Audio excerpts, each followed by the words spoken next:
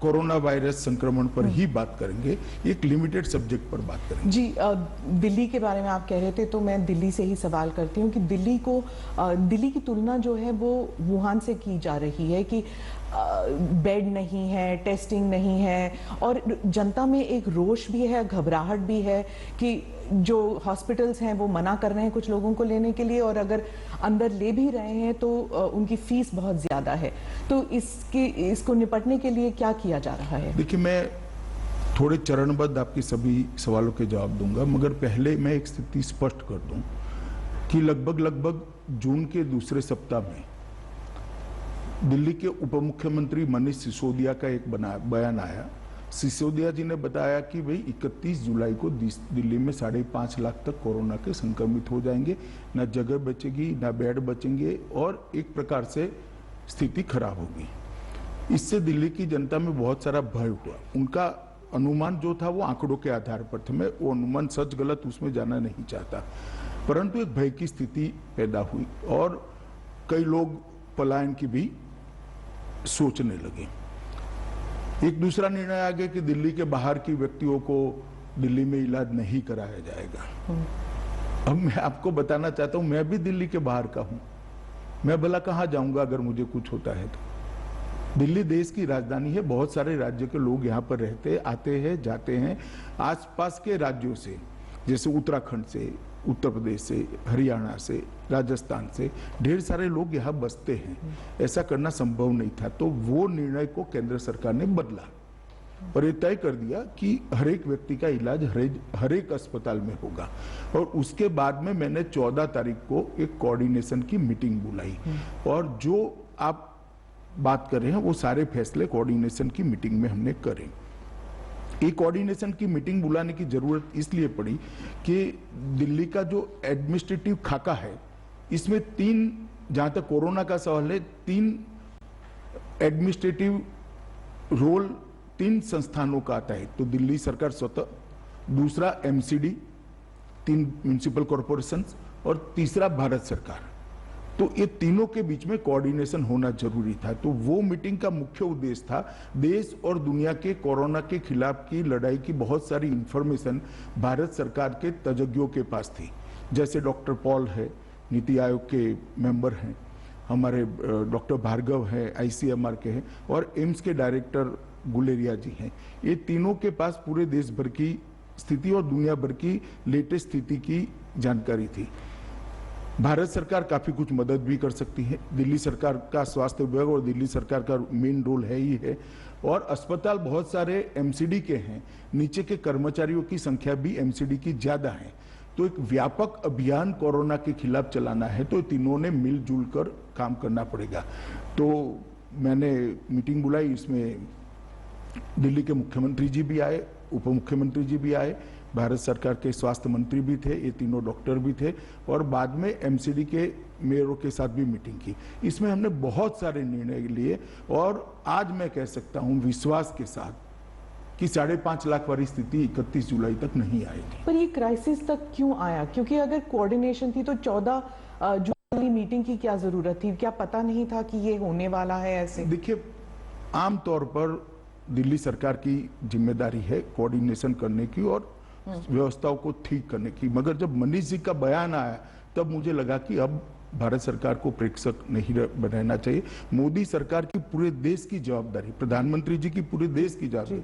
प्रधानमंत्री जी ने भी मुझे कहा कि भाई गृह मंत्रालय ने इसमें इनिशिएटिव लेकर आगे बढ़ना चाहिए, दिल्ली सरकार को मदद करना चाहिए। आज भी मैं स्पष्ट कर रहा हूं, दिल्ली सरकार को हम मदद कर रहे, परंतु कोऑर्डिनेशन जब तक नहीं होता, इसलिए भारत सरकार ने इसमें कोऑर्डिनेशन की दृष्टि से हस्तक्षेप तो नहीं कह सकते, मगर एक मीटिंग बुलाकर काम करना शुरू किया।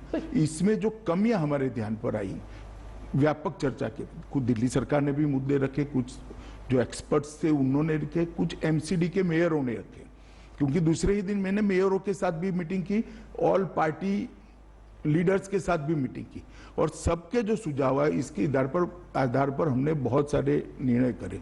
सबसे पहला निर्णय करा कि 30 जून तक कंटेनमेंट जोन के हर घर का सर्वे हो जाएगा।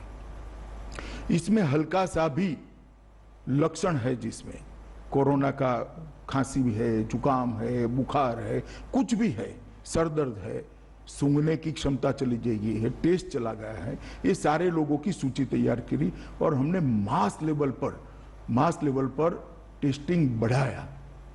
पहले मैं बाद में टेस्टिंग पर आऊंगा, मगर मास लेवल पर टेस्टिंग बढ़ाया और मुझे भरोसा है कि ये 30 तारीख तक हम पूरा कंटेनमेंट जोन का टेस्टिंग कर देंगे और बाद में 21 जुलाई को तय किया कि पूरे दिल्ली का हाउस टू हाउस सर्वे करेंगे, जिससे जिसको थोड़ा सा भी कोरोना का भय हो उसका टेस्टिंग किया जाए और कम से कम उसको आइसोलेशन में डालने से वो फैलाए नहीं।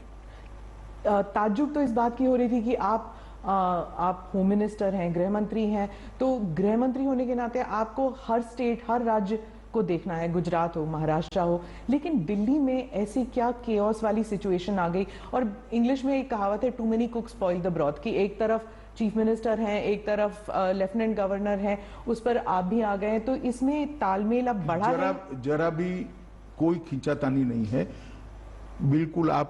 मैं आपको आंकड़ों के आधार पर बता सकता हूं कि परिस्थिति कंट्रोल में। दिल्ली सरकार ने हमें कहा था कि भाई एम्बुलेंस बढ़ानी है, ऑक्सीजन सिलेंडर बनाने हैं, वेंटिलेटर बनाने।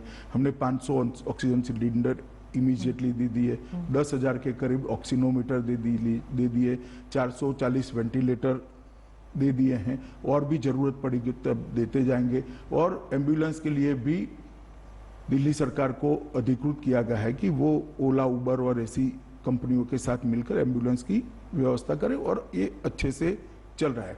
सबसे आपको ताजुब होगा, सबसे बड़ी खराब परिस्थिति डेड बॉडीज की थी।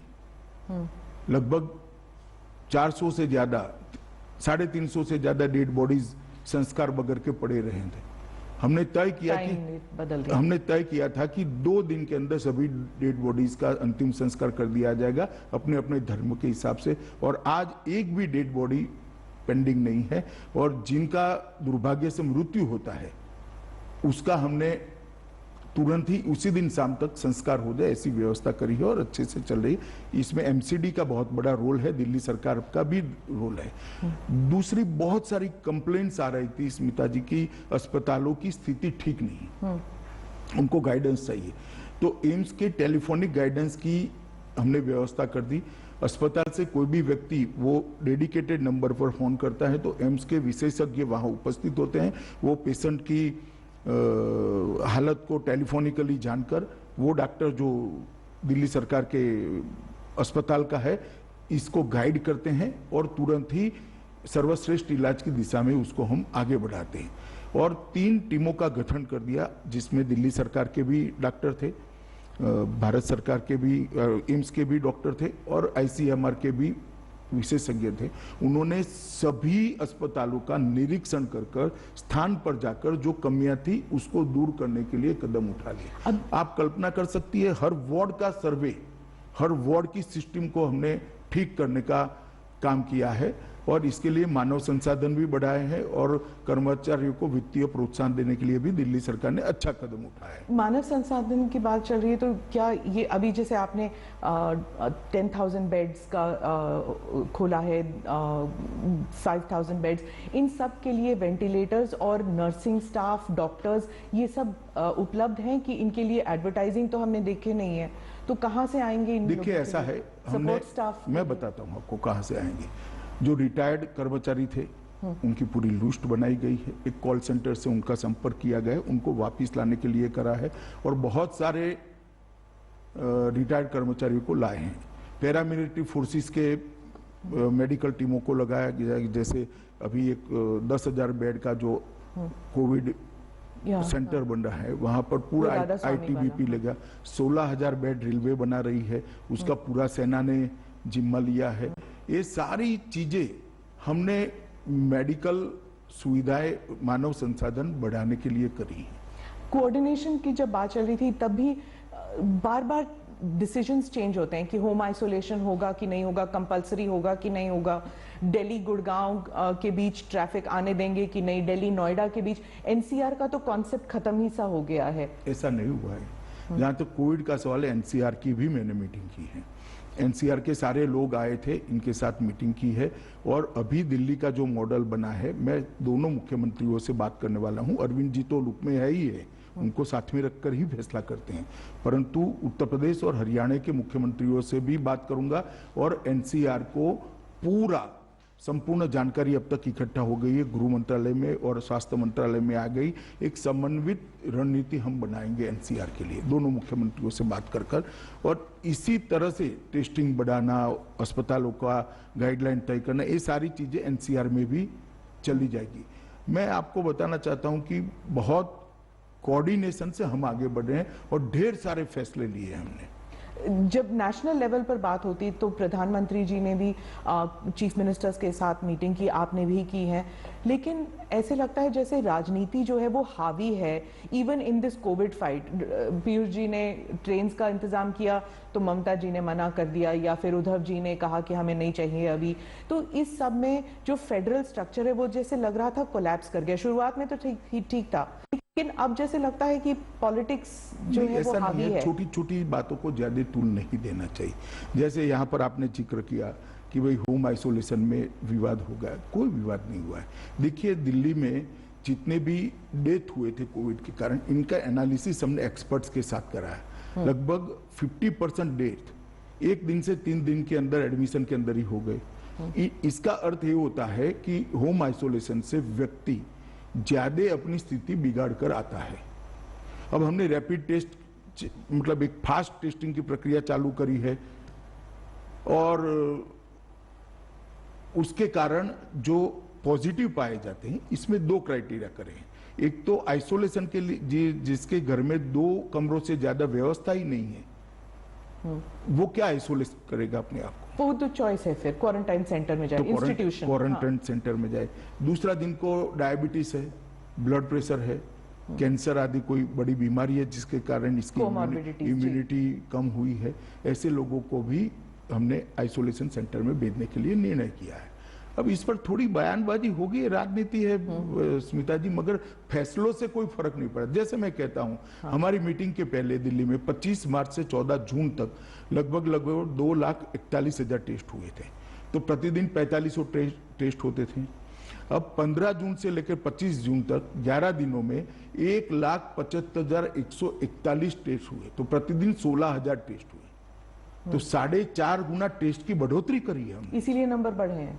नंबर तो प्रारंभिक बढ़ेंगे, मगर वो फैलने की गति भी कम हो जाएगी। मैं ये स्पष्टता कॉन्टैक्ट ट्रेसिंग भी हो रहा है, तो मैं ये स्पष्टता करना चाहता हूं कि अभी मानो 3,000 तक नंबर एक दिन 4900 4,800 तक गया, मगर अब 3,400 3,200 आता है। ये इसलिए आता है कि पहले 4500 की जगह 16,000 टेस्ट हो रहे हैं, तो नंबर थोड़ा बढ़ेगा, मगर ये जो 3,400 लोग आइडेंटिफाई हो गए, इनके आइसोलेशन के कारण वो फैलाएंगे नहीं। वो जिन जिन को मिले इनके भी हम दूसरे दिन टेस्ट कर रहे हैं। ये पूरी व्यवस्था नीचे तक, वार्ड तक, घर तक करने की व्यवस्था दिल्ली सरकार, भारत सरकार और एमसीडी ने मिलकर करी है। इसके कारण गति निश्चित रूप से कम होगी और ये छोटा मोटा इधर उधर चलता है। देखिए राजनीति में सब लोग अपना अपना नहीं, पर हो रहा था ना, मतलब एक गृह मंत्री होने के नाते आपको हॉस्पिटल जाना पड़ा, मतलब एलएनजेपी हॉस्पिटल, ये it was like a shocking visual कि आप एलएनजेपी हॉस्पिटल जहां पे इतने सारे कोविड पेशेंट्स थे, आप वहां पे चले गए, तो सिचुएशन ऐसा लगता है पैनिक से। इससे स्वास्थ्य कर्मचारियों का हौसला अफजाई भी हुआ है, जनता का भी विश्वास बढ़ा है और इसके बाद हमने कुछ फैसले लिए, जैसे हर वार्ड में सीसीटीवी लगाया, तो अब हमें बाहर बैठकर मालूम पड़ता है कि स्टाफ है कि नहीं, चेकिंग ढंग से होती है या नहीं होती है, इनको खाना पीना ढंग से मिलता है नहीं मिलता है। और जब रसोई बंद हो जाती थी वहां पर, कोई रसोई खाना बनाने वाला कर्मचारी ही अगर संक्रमित हो गया तो बंद हो जाता था, तो हमने एक वैकल्पिक व्यवस्था करी जिससे वैन से आते हैं। मैं वहाँ परिचारिकाओं को भी मिला, अपने नर्सिस बहनों को भी मिला, उनकी दिमागी मतलब लड़ रही है बहादुरी के साथ, फिर भी वो अपने आप को अकेला महसूस करती थी। तो साइको सोशल काउंसलिंग की भी शुरुआत हमने की। इसके कारण एक इनका भी हौसला बढ़ा है। डॉक्टरों के साथ बात करने से जमीनी दिक्कतें भी काम में आई, और ये सारों को एम्स के डायरेक्टर भी मेरे साथ थे, ICMR के अध्यक्ष भी मेरे साथ थे, ये सब ने इसको अपनी टीमें जो विजिट में गई, ये सारी चीजें हर अस्पताल की चेक कर कर उसी मॉडल पर उसको सुधारने का हमने काम किया। एक बाहर बोर्ड लगा दिया गया, इलेक्ट्रॉनिक डिस्प्ले, और बेड का रियल टाइम स्टेटस हर घंटे वहां होता है, जिससे कोई मरीज को ना बोल सके। इस प्रकार की काफी व्यवस्था करी। ये सब इंफॉर्मेशन जो है, ये देखिए पहले होता था कि प्रेस कॉन्फ्रेंसेस होती थी, GOMs होती थी, GOM के बाद मिनिस्टर्स जो थे वो बता देते थे ये सब इंफॉर्मेशन, पर अब वो प्रेस कॉन्फ्रेंस कम और लगभग ना के बराबर है, 2 हफ्ते में 2 या 3 सिर्फ इंफॉर्मेशन वेबसाइट पे डाला जाता है। जैसे आपने अभी बताया कि ये सब हो रहा है, ये सब इंफॉर्मेशन लोगों के पास नहीं था अभी तक। इसीलिए तो स्मिता जी मैं आपके सामने बैठा हूँ। सर, दिल्ली सरकार ने कहा है कि अनऑफिशियली कह रहे हैं कि कम्युनिटी ट्रांसमिशन दिल्ली में हो चुकी है, लेकिन ये जो है ये ऑफिशियली सिर्फ सेंट्रल गवर्नमेंट कह सकती है। तो क्या ये सही है कि दिल्ली में कम्युनिटी ट्रांसमिशन हो चुका है कोविड का? देखिए, मैं कुछ भी छिपाना नहीं चाहता, और छिपाने से आगे का रास्ता भी संकरा होता है, खुलता नहीं है। मैंने इसकी 3 सबसे सीनियर अफसरों से बात करी है, डॉक्टर पॉल, ICMR के अध्यक्ष डॉक्टर भार्गव और डॉक्टर गुडेरिया से। अभी ये स्थिति दिल्ली में नहीं आई है। ऐसी स्थिति इसलिए दिखाई देती थी क्योंकि करे हुए टेस्टों में 30% पॉजिटिव आते थे, मगर वो इसलिए आते थे कि आप अंतिम समय में ही टेस्ट में ले जाते थे। अब जब हम 20,000 टेस्ट करने लगे तो ये स्थिति नहीं है। आप मेरी बात समझ रही? जी जी। और जरा भी, परसेंटेज के हिसाब और से। मैंने इसकी टेक्निकल चर्चा भी की है, और किसको कहा जाएगा ये भी चर्चा करिए। आज दिल्ली में ऐसी स्थिति नहीं है, घबराने की जरूरत नहीं है।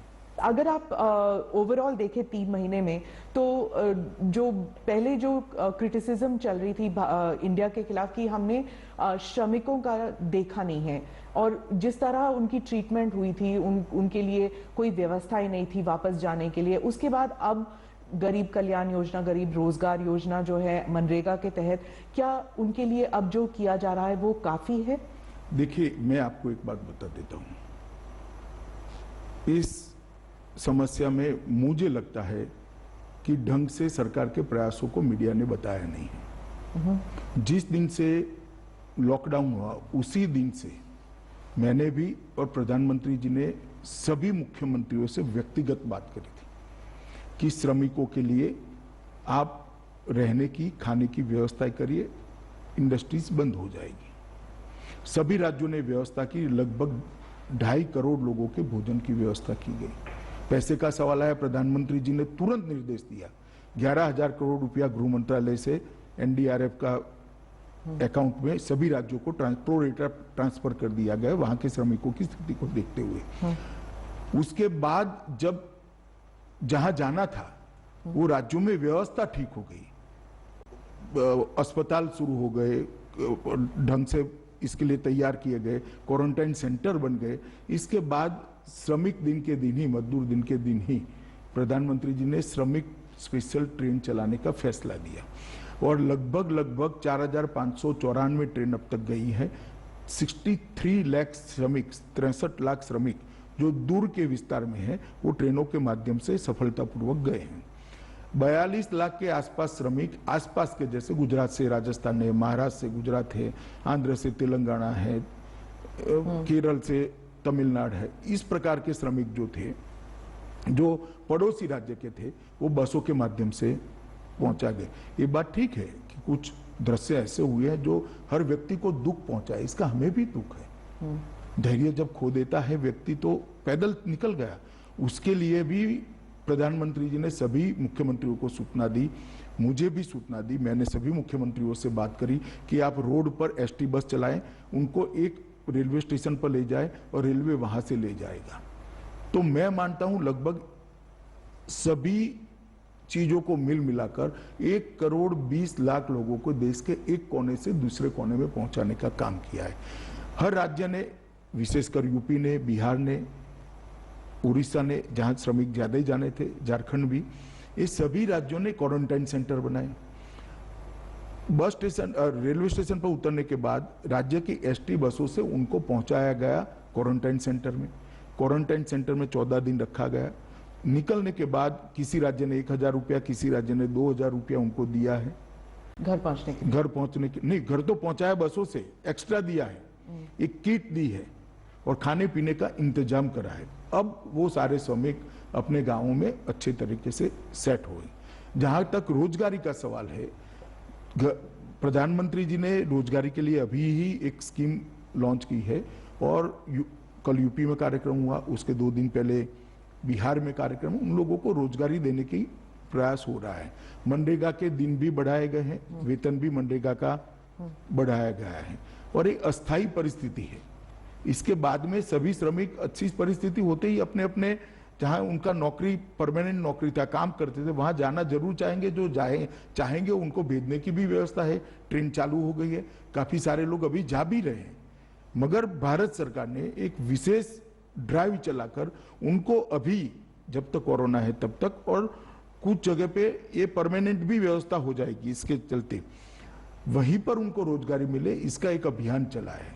तो मैं मानता हूं कि बहुत ढंग से इसको हमने एड्रेस किया है। राहुल गांधी जो है वो उन्होंने शुरू से ही कहा कि या तो ना तो श्रमिक के मामले में, ना फिर अब कोविड से जो मुकाबला हो रहा है इसमें मोदी सरकार जो है बिल्कुल ही नाकाम रही है। उन्होंने तो सरेंडर का लफ्ज इस्तेमाल किया है आपकी सरकार के खिलाफ कि जीत नहीं सकती आपकी सरकार। कोरोना के खिलाफ भारत सरकार ढंग से लड़ी है।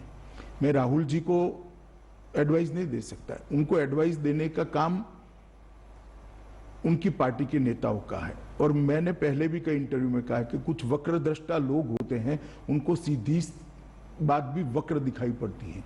जहां तक कोरोना की लड़ाई का सवाल है, भारत सरकार ने ये लड़ाई ढंग से लड़ी है और विश्व के परिप्रेक्ष्य में कोरोना को देखेंगे तो हमारे आंकड़े बहुत अच्छे हैं, बहुत अच्छे विश्व के परिप्रेक्ष्य के अंदर।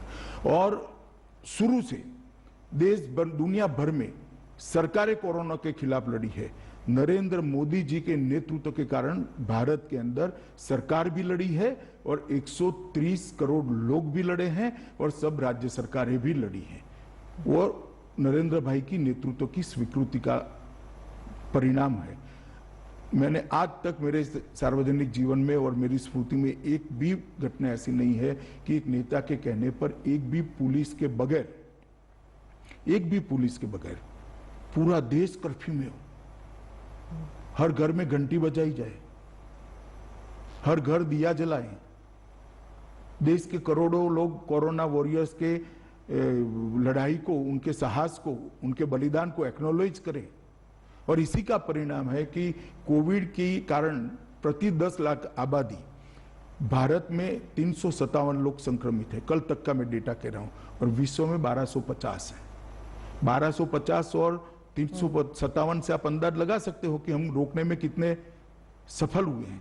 कुछ लोग मुझे कहते थे कि अमित भाई मृत्यु की ट्रकें भरी जाएंगी, मुझे सावध करने के लिए कहते थे।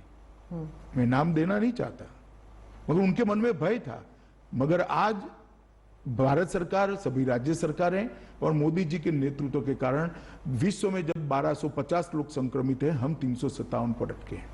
अमेरिका के पूरा होने दीजिए, बहुत महत्वपूर्ण सवाल है। अमेरिका में 7,569 लोग संक्रमित थे प्रति 10 लाख, ब्रिटेन में 4,537, ब्राजील में 5,802 और रूस में 4,254 लोग संक्रमित थे। और रिकवरी रेट जो मार्च 25 को 7.10 था, अब 55% हुआ है। आज का अखबार देख लीजिए तो 57% हुआ है। तो मैं मानता हूं ये बहुत अच्छी स्थिति है। और जहां तक मृत्यु का सवाल है, जो एक्चुअल आउटकम है लड़ाई का, कि कितना मृत्यु कम कर सकते हो आप, मानव की, मनुष्य की जान कितनी कम जाएगी, इसके भी आंकड़े देख लीजिए। प्रति 10 लाख वैश्विक औसत 63.2 है, 63.2, भारत की 11 है, अमेरिका की 383 है, 383, ब्रिटेन की 637 है, ब्राजील का 259 है, रूस का 60 है। तो मैं मानता हूं भारत जैसे देश ने विकसित देशों के कंपैरिजन में भी ये लड़ाई बहुत अच्छे से लड़ी है। ये बात सही है कि अब कहना है तो कह सकते 11 भी क्यों हुई है, कहना है तो आप कह सकते हो। आप विकसित देश के बारे में कह रहे तो भारत विकासशील देश है और हमारे लिए डेवलपिंग नेशन है, तो हमारे लिए जो है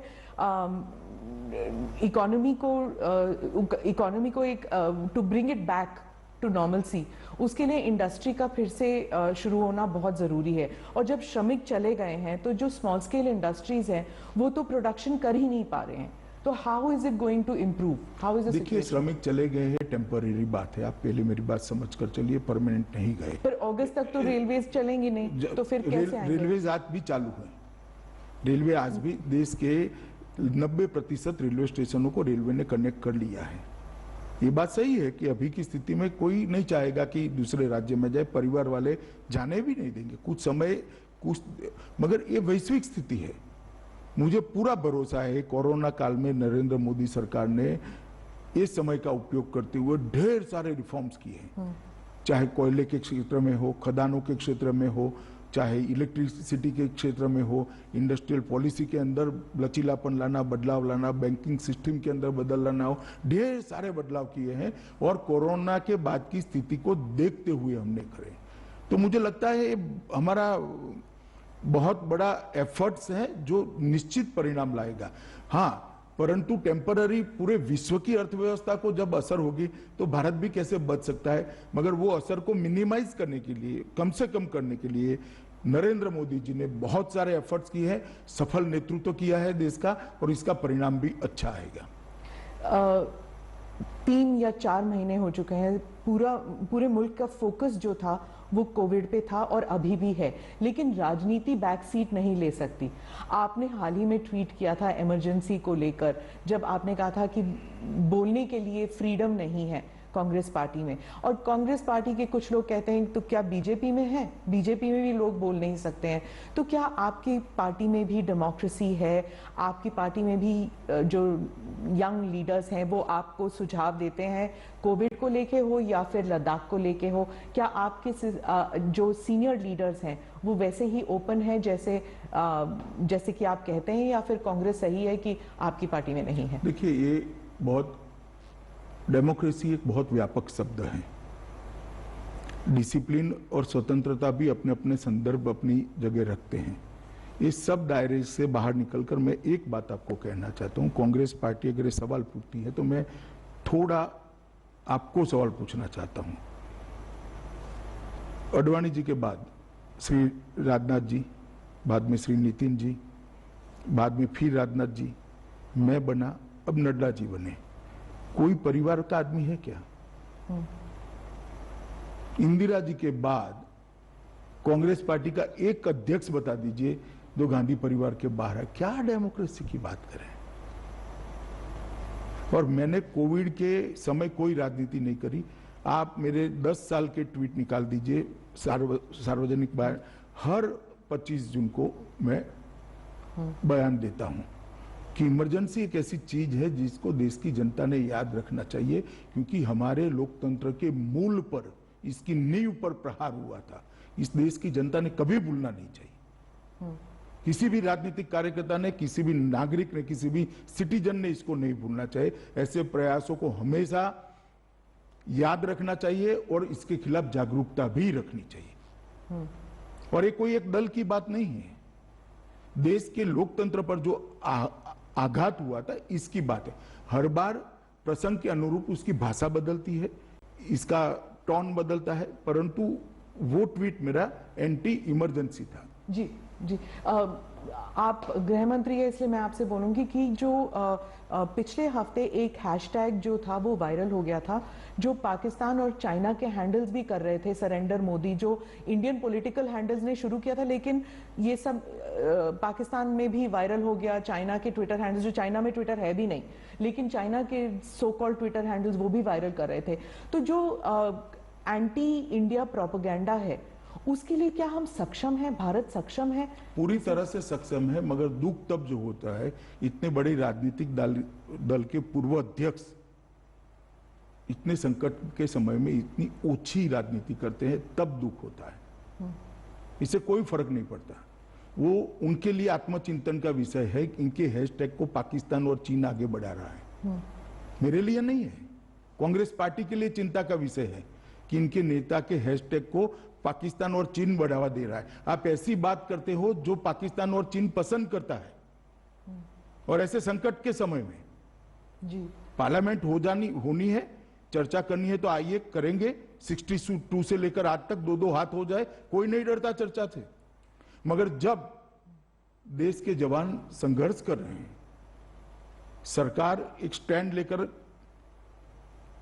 ठोस कदम उठा रही है, उस वक्त पाकिस्तान और चीन को खुशी हो इस प्रकार के स्टेटमेंट देना किसी ने नहीं करना चाहिए। कभी मुझे लगता है हम अपने इंटरव्यू के दायरे से स्मिता जी बाहर जा रहे हैं। मैं थोड़ा आपके मैंने सोचा सामने, शायद आप भूल गए हो नहीं मैं नहीं भूला हूं, मैं ठीक से, मैं दिल्ली की जनता के लिए यहाँ पर आया हूँ, दिल्ली की जनता को आगाह करने के लिए आया हूँ।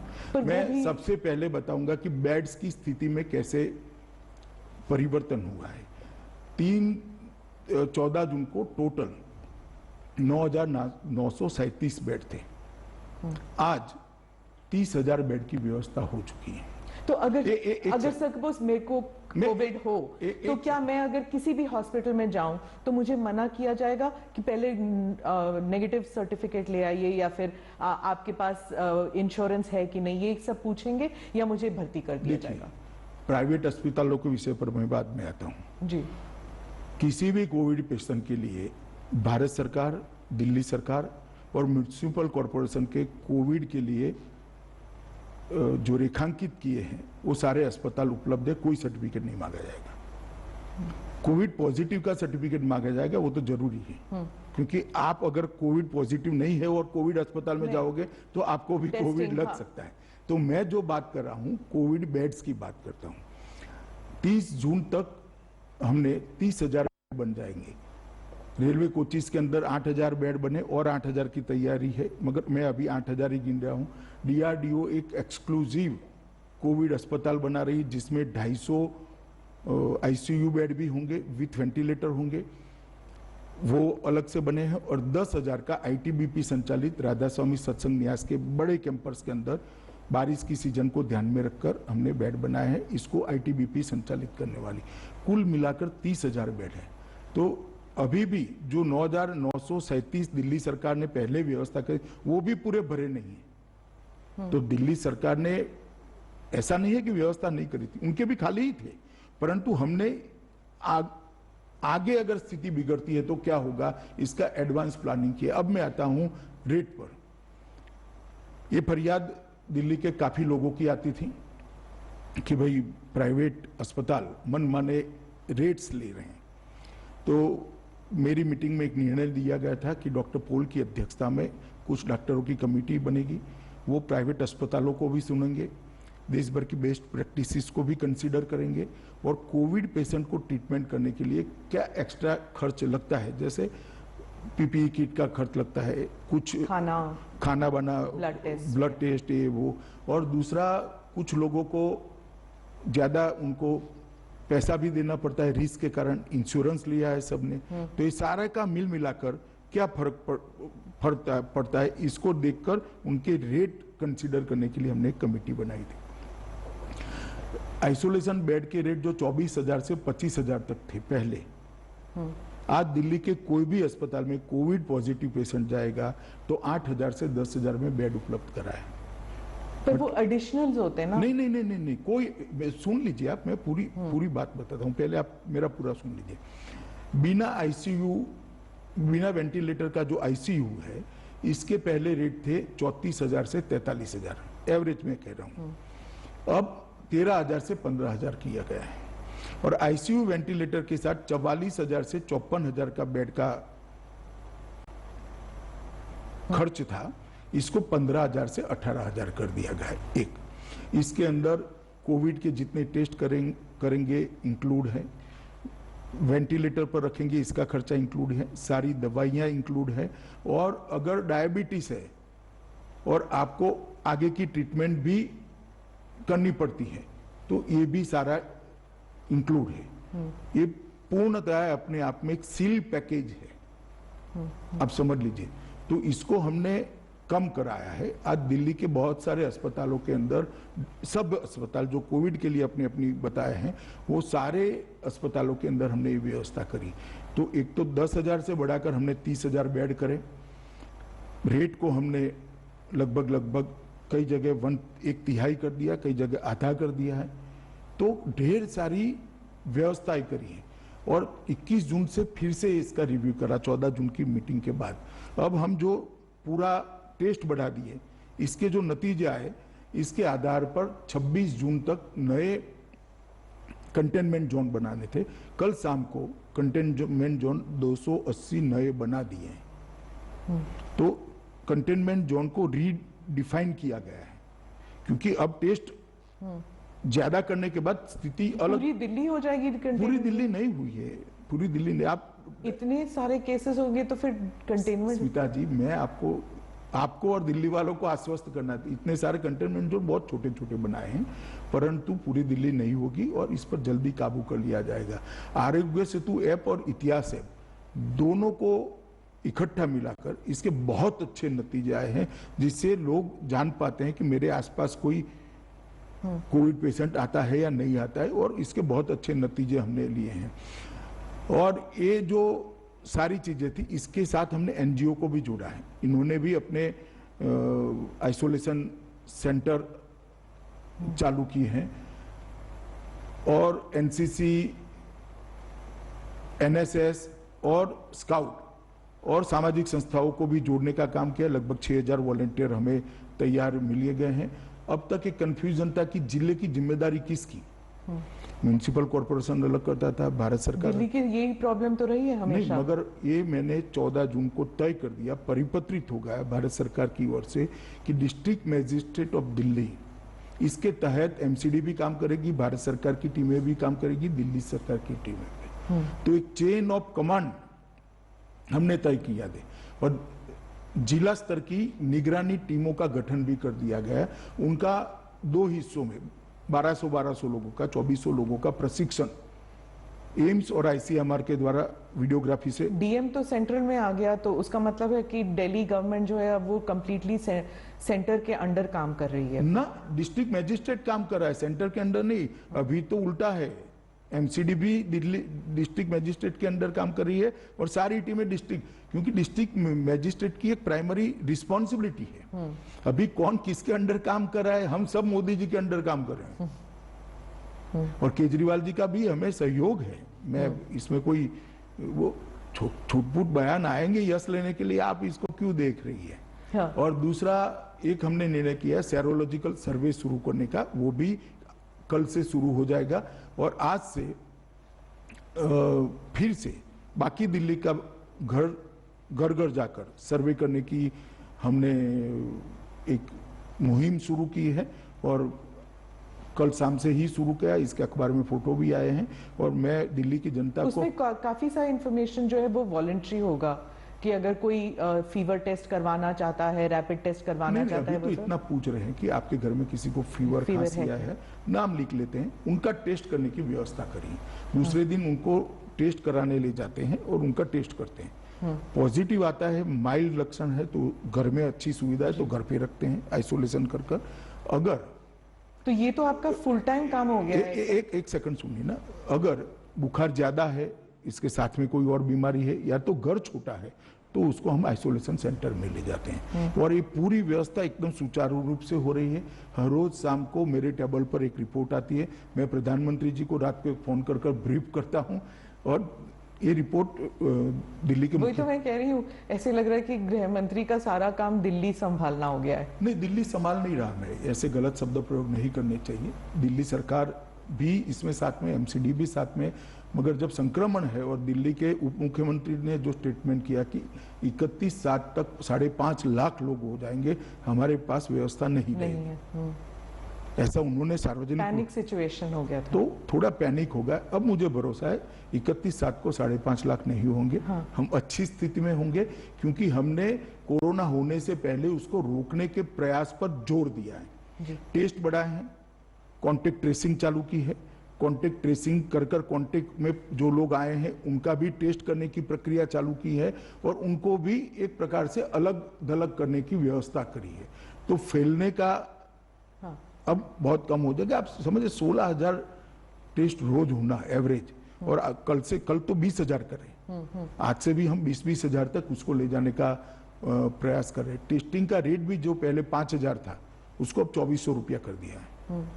और दिल्ली सरकार के टेस्टिंग सेंटर पर जो जाएगा इसका फ्री ऑफ कॉस्ट करे, तो 20,000 में से कल जो 20,000 हुआ इसमें से 18,900 लोगों का टेस्ट फ्री किया गया, फ्री ऑफ कॉस्ट किया गया।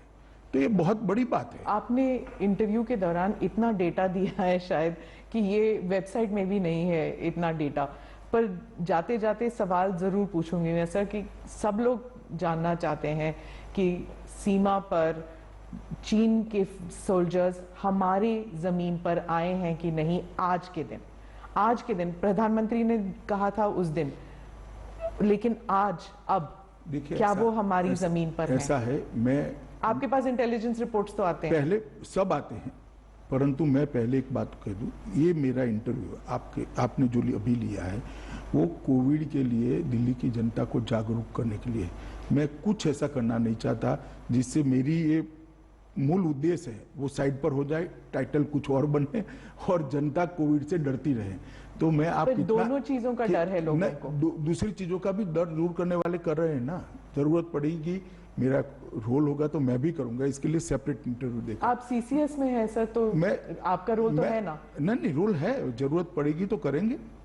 अभी ब्रीफिंग हो ही रही है, ऐसा नहीं है कि ब्रीफिंग नहीं हो रही, परंतु अभी मेरा आपको इंटरव्यू देने का उद्देश्य एक ही है कि दिल्ली की जनता के मन में से डर निकले। भारत सरकार, दिल्ली सरकार और म्युनिसिपल कॉरपोरेशन तीनों मिलकर अच्छा काम कर रहे हैं और मुझे भरोसा है कि 31/7 को 5.5 लाख केस नहीं होंगे, हम अच्छी स्थिति में होंगे, बेड की कमी भी नहीं होगी। और बहुत सारी मीटिंगें करी है मैंने, 14 जून को करी, 14 जून को नगर निगमों के साथ भी करी, 15 जून को राजनीतिक दलों के साथ करी, मैं अस्पताल में भी गया, 21 जून को मीटिंग करी, 16 जून को रैपिड टेस्ट प्रणाली के लिए मीटिंग कर 190 सेंटर चालू किए गए और 18 जून को एनसीआर की भी मैंने मीटिंग करी है, सीरीज ऑफ मीटिंग की है। कल से फिर से मैं इसका पूरा रिव्यू करूंगा, आज तक रिव्यू हो रहा है, हर रोज रिपोर्ट आ रहा है। दिल्ली की जनता को मैं आश्वस्त करना चाहता हूं, देश का प्रधानमंत्री आपकी हर चीज की चिंता कर रहा है, पल पल की जानकारी उनको मिल रही है, वो सामने से भी इसकी परीक्षा करें। इसलिए कृपया पैनिक में मत आइए, मगर हल्का सा भी लक्षण है तो आप एक बार टेस्ट करा लीजिए। अब टेस्ट करने में कोई देरी नहीं होती, आधे घंटे में टेस्ट का रिपोर्ट आपको मिल जाएगा। और अगर ज्यादा बुखार है, ज्यादा जुकाम है, तो कृपया आप आइसोलेशन सेंटर में शिफ्ट हो जाइए। आपका घर छोटा है जिसमें आइसोलेट नहीं हो सकते, तो भी मैं विनंती करना चाहता हूं दिल्ली वासियों को कि आपके परिवारजनों की सुरक्षा के लिए आप आइसोलेशन सेंटर में शिफ्ट हो जाइए। इससे ही कोरोना को रोक सकते हैं। और जब आपका पॉजिटिव आए, स्वास्थ्य कर्मचारियों को विगत 5 दिनों में आप किन किन को मिले हैं, सारे लोगों का सूची भी दे दीजिए, जिससे वो लोग उनका कांटेक्ट कर इनका भी टेस्ट कर लें। अगर इतना करेंगे तो हम दिल्ली को सफलतापूर्वक बाहर निकाल पाएंगे। और मुझे भरोसा है कि अब हमने जिनको ज्यादा बुखार है, कुछ ज्यादा लक्षण है, उनको आइसोलेट करने का और अस्पताल में ले जाने की नीति करी है। उनको होम आइसोलेशन में नहीं रखते हैं, इसलिए मृत्यु की दर भी कम होगी, क्योंकि वो प्रॉपर ट्रीटमेंट के तहत, प्रॉपर मेडिकल ऑब्जर्वेशन के तहत होंगे। पहले जो 2 दिन में ही मृत्यु हो जाती थी, मुझे लगता है इसमें भी हम सुधार कर पाएंगे। और अंतिम संस्कार हो या किसी भी चीज को छोड़े बगैर पूरी स्थिति को रिव्यू किया गया है। और प्रधानमंत्री जी के बहुत स्पष्ट निर्देश हैं कि दिल्ली को इस संकट से बाहर निकालना है। और मुझे भरोसा है दिल्ली सरकार, म्युनिसिपल कॉरपोरेशन, हम सब मिलकर दिल्ली को बाहर कोई टाइम फ्रेम रखा है कि? टाइम फ्रेम इसका नहीं हो सकता, मगर आप कुछ ही दिनों में इतना देखेंगी कि बढ़ता हुआ कम हुआ है जी। अगर 5.5 लाख होना है तो आज 2.5 लाख होना चाहिए था। हाँ। मगर हम अच्छी स्थिति में हैं और धीरे धीरे कंट्रोल में आएगा। एक सभी कांटेक्ट में आए हुए लोगों का टेस्टिंग होने के बाद ही एक एग्जैक्ट डिजाइन हमारे सामने एक जिसको कंप्लीट पिक्चर कहते हैं वो हमारे सामने आ पाएगा। मैंने कभी नहीं सोचा था सर कि एक इंटरव्यू करूंगी जहां पर आप पॉलिटिक्स के बारे में ज्यादा नहीं बात करेंगे। ज्यादा नहीं, जरा भी नहीं करेंगे। धन्यवाद। धन्यवाद। धन्यवाद।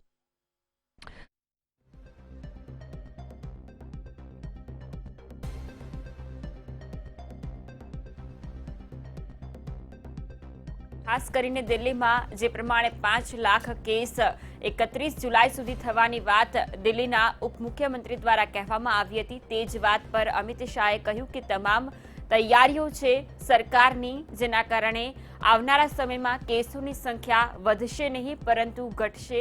આ સાથે સાથે તેમણે કોંગ્રેસ પર પણ પ્રહાર કર્યા હતા। કોંગ્રેસમાં જે પરિવારવાદ છે તે ભાજપમાં નથી તેવું પણ જણાવ્યું હતું અને ભારત સરકાર કોરોનાની સ્થિતિને પહોંચી વળવા માટે સક્ષમ છે। આ માટે દિલ્હીમાં પણ અનેક જે બેડોની વ્યવસ્થા કરવામાં આવી છે।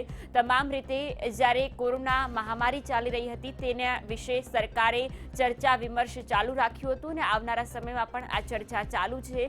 કોરોનાની સ્થિતિને પહોંચી વળવા માટે ભારત સરકાર તમામ પ્રયત્નો કરી રહ્યું છે। રાહુલ ગાંધી પર પણ તેમણે પ્રહાર કર્યા। કોંગ્રેસની જેમ ભાજપમાં પરિવારવાદ નથી તેવું પણ અમિત શાહ દ્વારા જણાવવામાં આવ્યું। આ ખાસ ઇન્ટરવ્યુ તેમણે આપ્યો છે દિલ્હીને લઈને। ખાસ કરીને દિલ્હીમાં કોરોનાની જે કથળતી પરિસ્થિતિ છે તેમાં હવે આવનારા સમયમાં જ્યારે બેડની વ્યવસ્થા પણ વધારવામાં આવી છે અને દિલ્હીવાસીઓને પણ અપીલ કરવામાં આવી છે કે તમને સામાન્ય લક્ષણ હોય તો તમે જાતે જ આઇસોલેટ થઈ જાઓ, હોમ આઇસોલેટ થઈ જાઓ તમારા અને તમારા પરિવારની સુરક્ષા માટે, જેથી કરીને આવનારા સમયમાં કોરોનાનું સંક્રમણ ન ફેલાય। અને આ સાથે સાથે તેમણે કોંગ્રેસ મુદ્દે પણ મોટું નિવેદન આપ્યું। કોંગ્રેસમાં પરિવારવાદ છે, બીજી બાજુ દેશમાં કોરોનાની સ્થિતિની વચ્ચે રિકવરી રેટ ખૂબ જ સારો છે। સૌથી વધુ લોકો ભારત દેશમાં સાજા થઈ રહ્યા છે, કોરોનાને માત આપી રહ્યા છે। તમામ રીતે કોરોનાની સ્થિતિ ભારતમાં જે પ્રકારે જોવા મળી રહી છે, આવનારા સમયમાં પણ સ્થિતિ સામાન્ય બનશે તે પ્રકારે સરકાર પ્રયત્નો કરી રહી છે। બીજી બાજુ કોંગ્રેસ પર પ્રહાર કરતા કહ્યું, ભાજપમાં ક્યાંય પરિવારવાદ નથી અને હું રાહુલ ગાંધીને સલાહ આપવા નથી માંગતો। મહત્વનું છે કે રાહુલ ગાંધીએ કોરોનાને લઈને સરકાર પર પ્રહાર કર્યા હતા, સરકાર પર આક્ષેપ કર્યા હતા, તેના જવાબમાં જ અમિત શાહે આ પ્રકારનું નિવેદન આપ્યું છે અને રાજનીતિ પણ કોરોનાને લઈને નહીં કરવામાં આવે તેવું પણ અમિત શાહ દ્વારા જણાવવામાં આવ્યું છે। બીજી બાજુ જે પ્રમાણે ભારત અને ચીન સીમા વિવાદમાં જે ત્યારબાદ ભારતના જ જે પોલિટિકલ પાર્ટીઓ દ્વારા ભારત સરકાર પર પ્રહારો કરવામાં આવ્યા, આ મુદ્દે પણ નિવેદન આપ્યું।